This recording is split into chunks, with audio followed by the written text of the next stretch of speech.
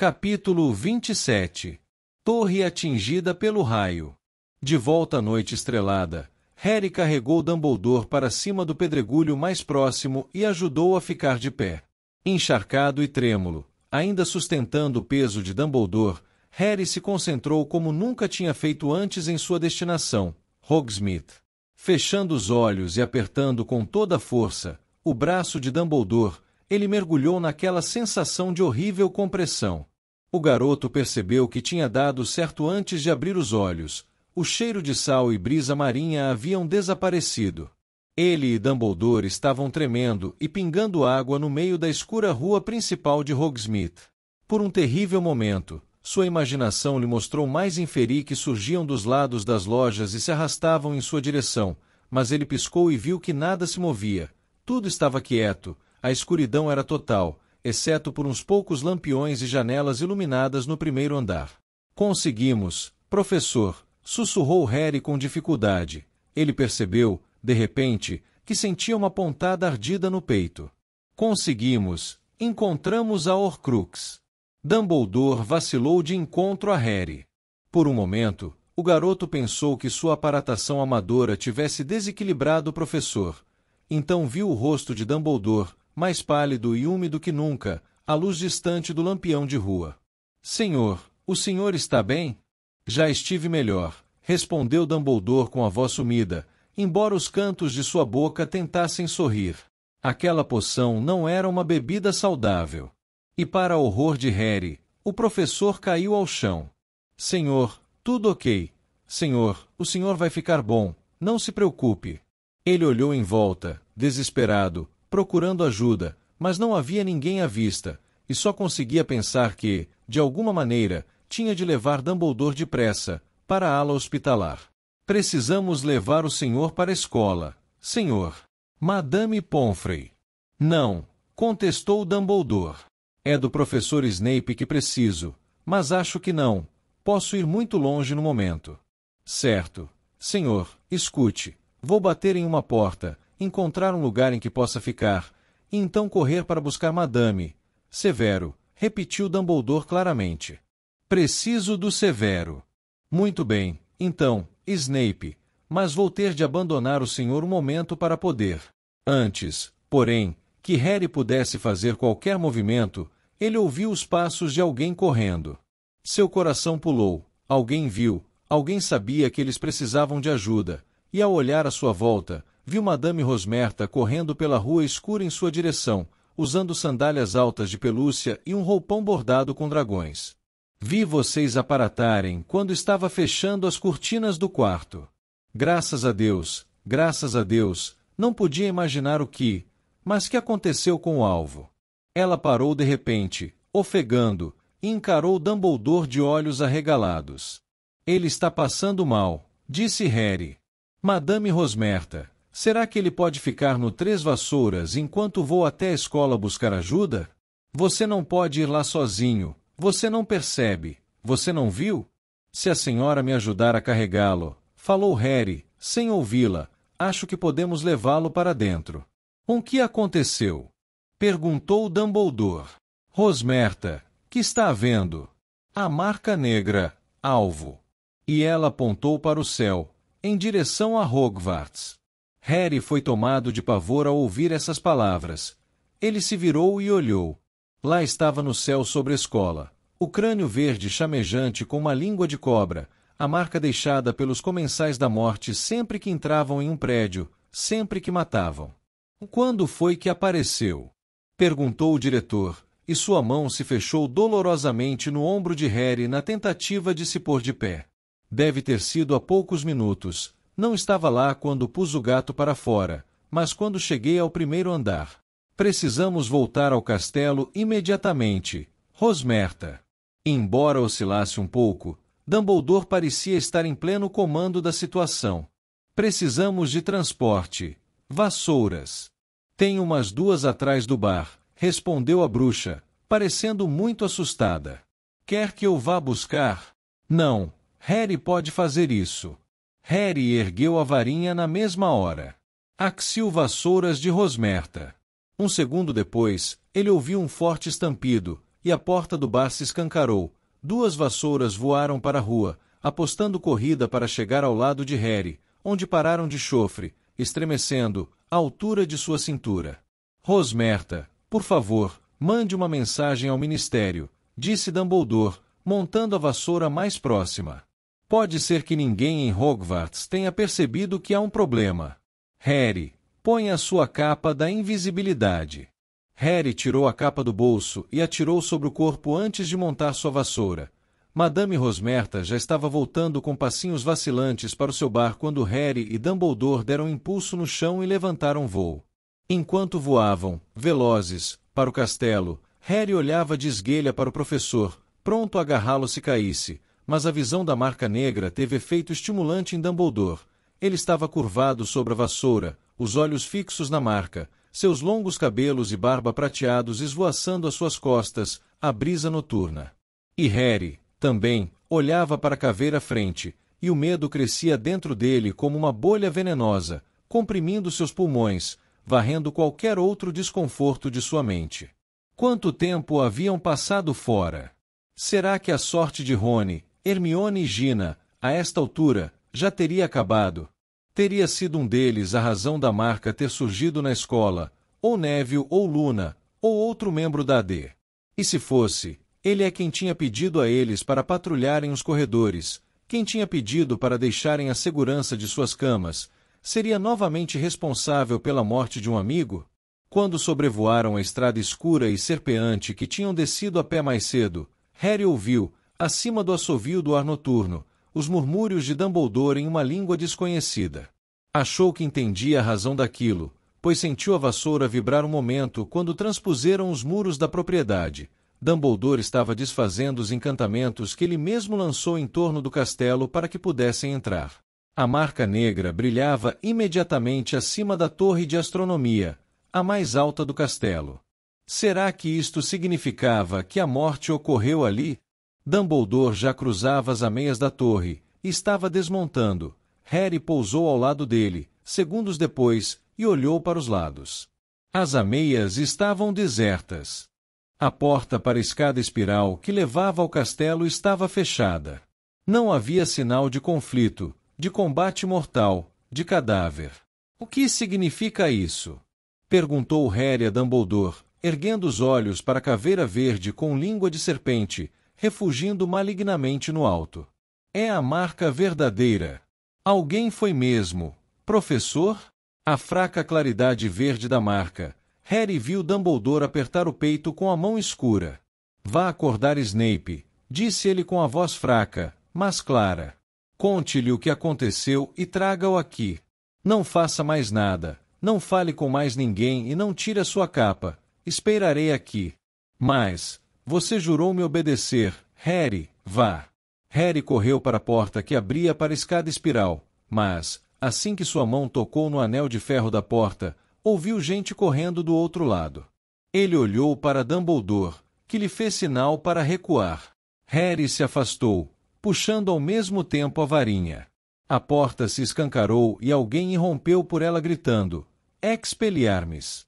O corpo de Harry se tornou instantaneamente rígido e imóvel, e ele se sentiu tombar contra a parede da torre, escorado como uma estátua instável, incapaz de se mexer ou falar. Não conseguiu entender como aconteceu. Expelliarmus não era um feitiço paralisante. Então, à luz da marca, ele viu a varinha de Dumbledore traçar um arco por cima das ameias e compreendeu. Dumbledore o imobilizou silenciosamente, e o segundo que levou para lançar o feitiço lhe custou a chance de se defender.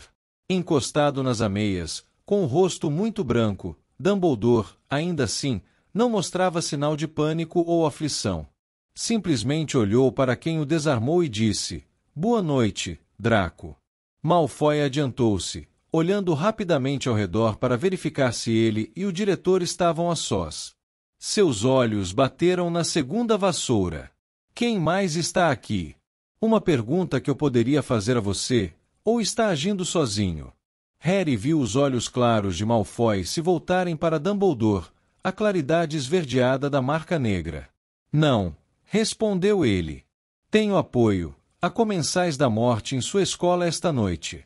Bom, comentou Dumbledore, como se Malfoy estivesse lhe mostrando um trabalho escolar ambicioso. De fato muito bom. Você encontrou um meio de trazê-los para dentro, foi? Foi, replicou Malfoy ofegante. Bem debaixo do seu nariz, e o senhor nem percebeu. Engenhoso. Contudo, me perdoe, onde estão eles? Você parece indefeso. Eles encontraram uma parte de sua guarda, estão lutando lá embaixo. Não vão demorar, eu vim na frente. Tenho uma tarefa a fazer. Bem, então, não deve se deter, a faça, meu caro rapaz, disse Dumbledore baixinho. Fez-se silêncio. Harry continuava preso em seu corpo invisível e paralisado, observando os dois, apurando os ouvidos para os ruídos da luta distante que travavam os comensais da morte, e diante dele, Draco Malfoy só fazia olhar para alvo Dumbledore que, inacreditavelmente, sorria. Draco, você não é um assassino. Como é que o senhor sabe? Replicou Draco prontamente. Ele deve ter percebido como suas palavras soaram infantis. Harry viu corar a claridade verde da marca. O senhor não sabe do que sou capaz, disse o garoto, com mais firmeza. O senhor não sabe o que eu fiz. Sei sim, respondeu o diretor brandamente. Você quase matou Kate Bell e Rony Weasley. Você tem tentado, com crescente desespero, me matar o ano todo. Perdoe-me, Draco, mas suas tentativas têm sido ineficazes, tão ineficazes, para ser sincero, que me pergunto se, no fundo, você realmente queria.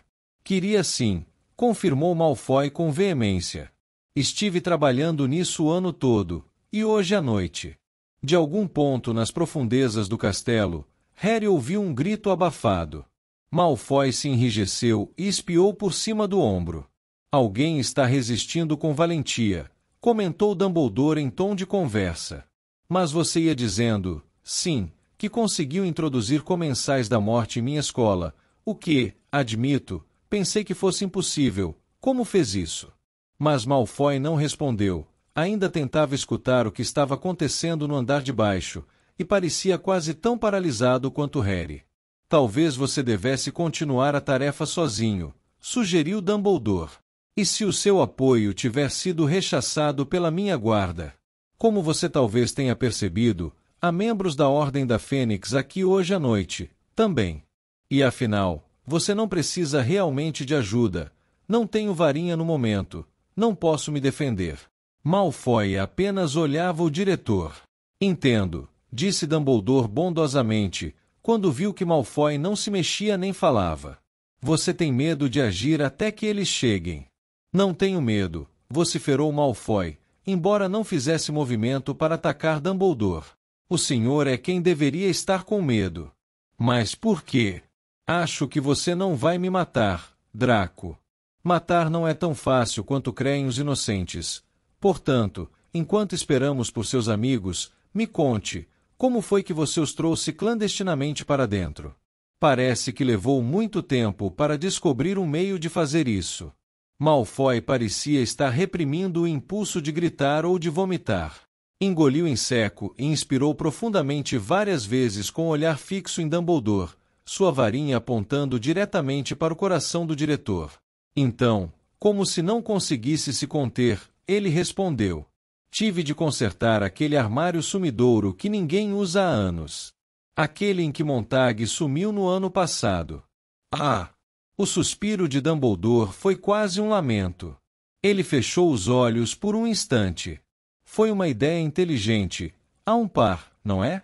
O outro está na Borgin e Burkes, respondeu Malfoy, e os dois formam uma passagem.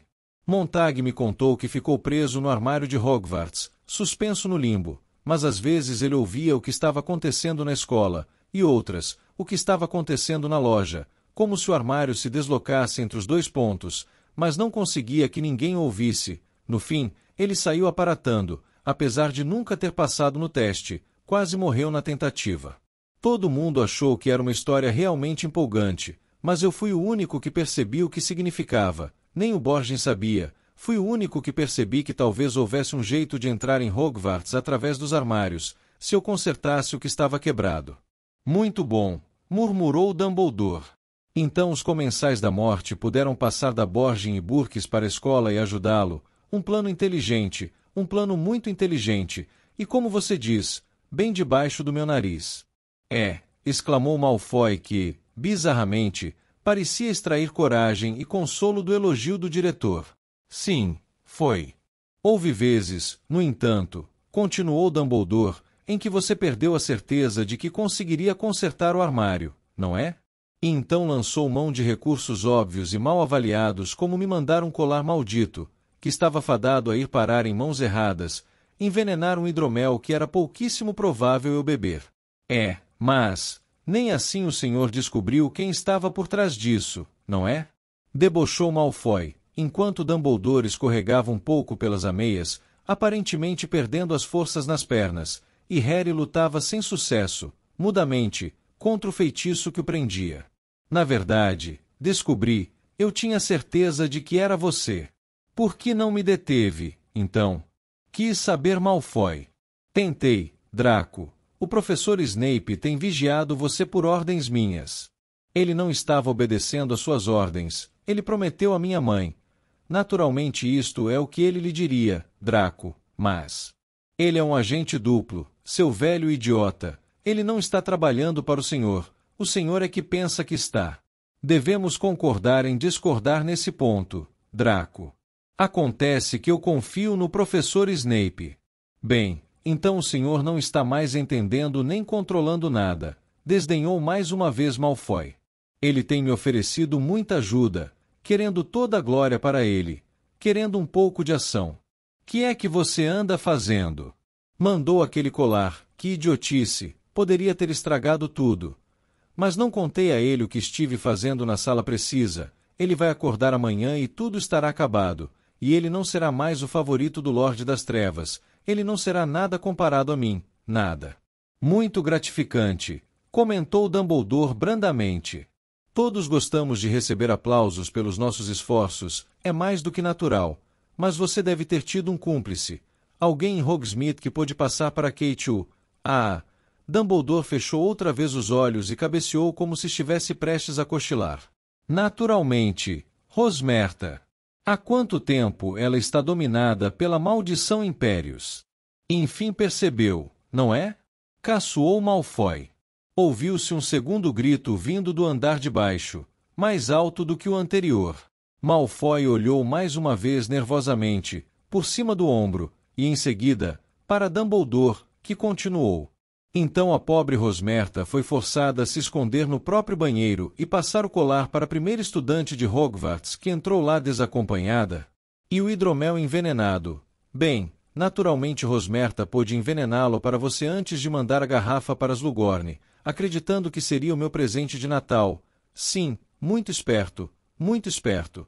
O coitado do Sr. Filch não pensaria, é claro, em verificar uma garrafa do hidromel de Rosmerta. Mas... diga-me, como esteve se comunicando com a Rosmerta? Pensei que tínhamos todos os meios de comunicação de saída e entrada da escola monitorados. Moedas encantadas, respondeu Malfoy, como se sentisse uma compulsão de continuar falando, embora a mão com que segurava a varinha tremesse muito. Fiquei com uma e ela com a outra, e assim, pude lhe mandar mensagens. Não foi esse o método secreto de comunicação que o grupo que se intitulava Armada de Dumbledore usou no ano passado? Indagou Dumbledore. Sua voz era descontraída e informal, mas Harry o viu escorregar mais uns 2 centímetros pela parede enquanto falava. Copiei a ideia deles, disse Malfoy, com um sorriso enviesado. Tirei também a ideia de envenenar o hidromel da sangue ruim da Grande. Ouvi quando ela disse na biblioteca que o Filch não era capaz de reconhecer poções. Por favor, não use essa palavra ofensiva na minha presença, pediu Dumbledore. Malfoy deu uma gargalhada desagradável. O senhor ainda se incomoda que eu esteja dizendo sangue ruim quando estou prestes a matá-lo. Incomodo-me. Harry viu os pés do diretor deslizarem ligeiramente pelo chão e ele tentar se manter de pé. Quanto a estar prestes a me matar, Draco, você já teve longos minutos. Estamos sozinhos.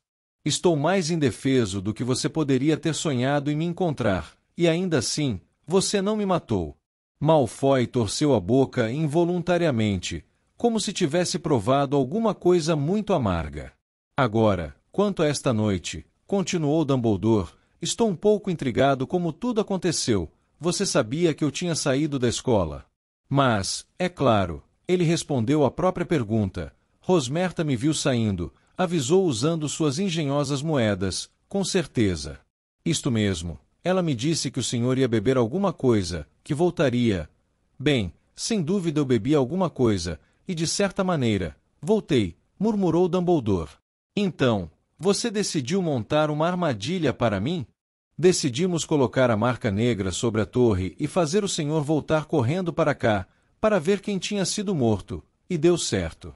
Bem, sim e não, mas eu devo entender, então, que ninguém foi morto. Alguém morreu, respondeu Malfoy, e sua voz pareceu subir uma oitava. Um dos seus, não sei quem, estava escuro. Passei por cima do corpo. Eu devia estar esperando aqui em cima quando o senhor voltasse, só que aquela sua fênix se meteu no caminho. Elas fazem isso, confirmou Dumbledore.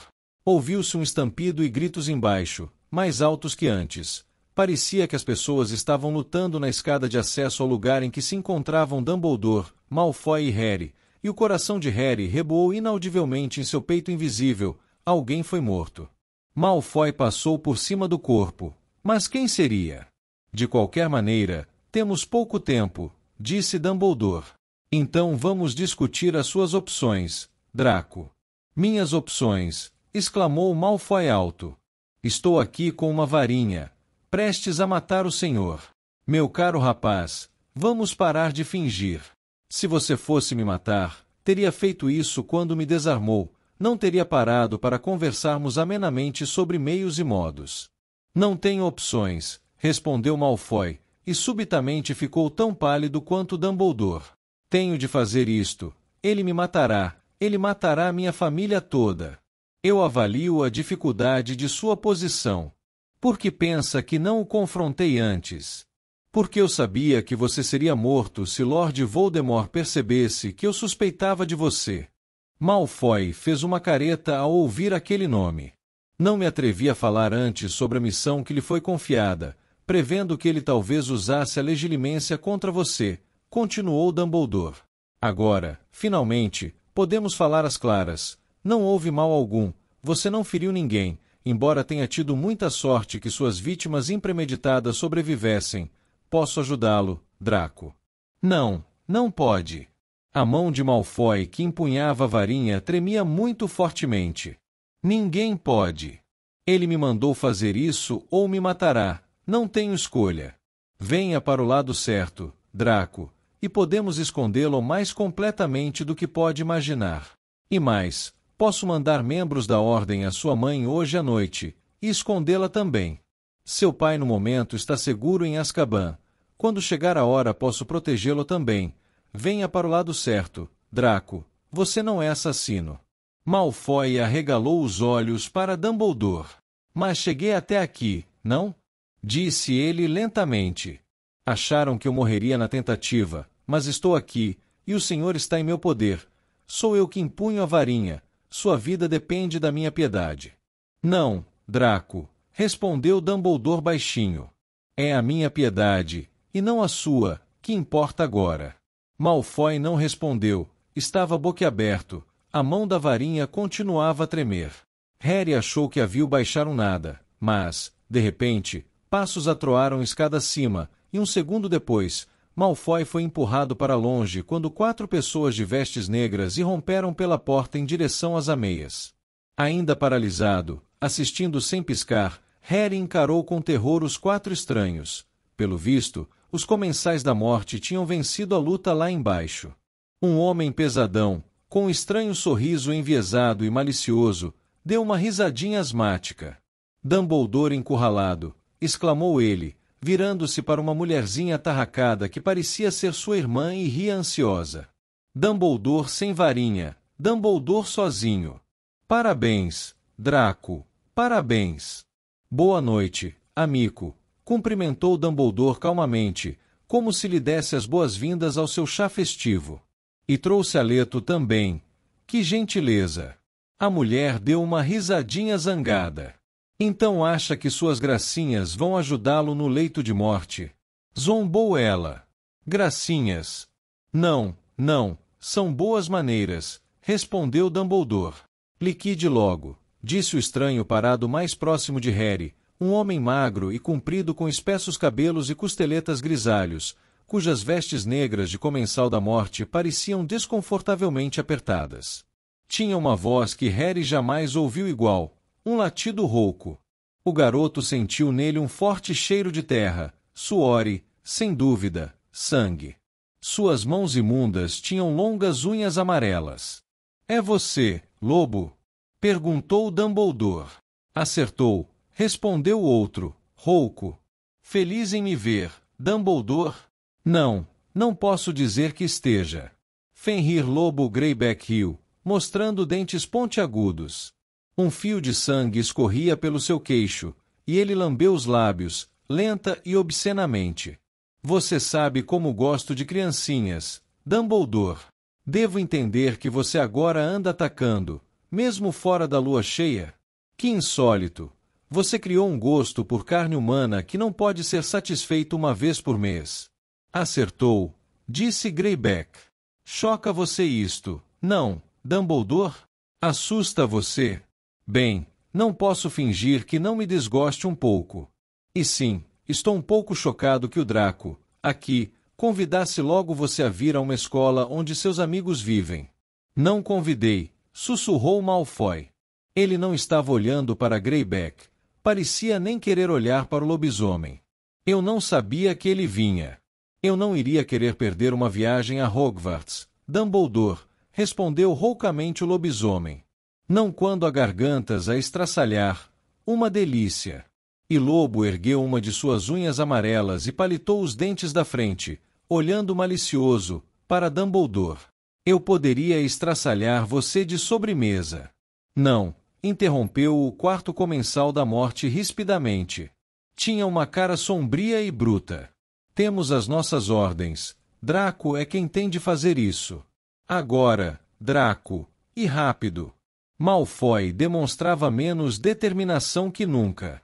Parecia aterrorizado ao encarar o rosto de Dumbledore, agora ainda mais pálido e mais baixo do que o normal, porque tinha deslizado bastante pela parede da ameia.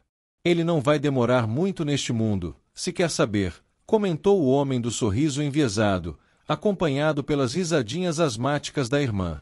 Olhem só para ele. Que aconteceu com você, Dumby? Menor resistência, reflexos mais lentos, amigo, respondeu Dumbledore. Em suma, velhice, um dia talvez, lhe aconteça o mesmo, se você tiver sorte. Que está querendo dizer? Berrou o comensal da morte, repentinamente violento. Sempre o mesmo, não é, Dumby? Fala, fala e não faz nada. Nem sei por que o Lorde das Trevas está se preocupando em matar você. Vamos, Draco, mate de uma vez. Mas naquele momento ouviram-se de novo ruídos de luta lá embaixo, e uma voz gritou, eles bloquearam a escada. Reducto! Reducto! O coração de Harry deu um salto. Então esses quatro não tinham eliminado toda a oposição, tinham apenas aberto caminho até o alto da torre entre os grupos que lutavam, e pelos ruídos, criado uma barreira às suas costas. Agora, Draco, rápido, falou encolerizado o homem de cara brutal. Mas a mão de Malfoy tremia tanto, que ele mal conseguia fazer pontaria. Eu farei isso, rosnou Greyback, andando em direção a Dumbledore com as mãos estendidas e os dentes à mostra. Eu disse não, berrou o homem de cara bruta. Houve um lampejo, e o lobisomem foi afastado com violência. Ele bateu nas ameias e cambaleou, enfurecido. O coração de Harry batia com tanta força que parecia impossível que ninguém o ouvisse parado ali, aprisionado pelo feitiço de Dumbledore. Se ao menos pudesse se mexer, poderia lançar um feitiço por baixo da capa. Draco, mate-o ou se afaste, para um de nós, guinchou a mulher, mas naquele exato momento a porta para as ameias se escancarou mais uma vez e surgiu Snape, de varinha na mão, seus olhos negros apreendendo a cena, de Dumbledore apoiado na parede aos quatro comensais da morte, incluindo o lobisomem enfurecido e Malfoy. Temos um problema, Snape, disse o corpulento amigo, cujos olhos e varinha estavam igualmente fixos em Dumbledore. O menino não parece capaz. Mas outra voz chamou Snape pelo nome, baixinho. Severo. O som assustou Harry mais que qualquer coisa naquela noite. Pela primeira vez, Dumbledore estava suplicando. Snape não respondeu, adiantou-se e tirou Malfoy do caminho com um empurrão. Os 3 comensais da morte recuaram calados. Até o lobisomem pareceu se encolher. Snape fitou Dumbledore por um momento, e havia repugnância e ódio gravados nas linhas duras do seu rosto. Severo. Por favor. Snape ergueu a varinha e apontou diretamente para Dumbledore. Avada Kedavra. Um jorro de luz verde disparou da ponta de sua varinha e atingiu Dumbledore no peito. O grito de horror de Harry jamais saiu. Silencioso e paralisado, ele foi obrigado a presenciar Dumbledore explodir no ar. Por uma fração de segundo, ele pareceu pairar suspenso sob a caveira brilhante, e em seguida, foi caindo lentamente de costas, como uma grande boneca de trapos, por cima das ameias, e desapareceu de vista.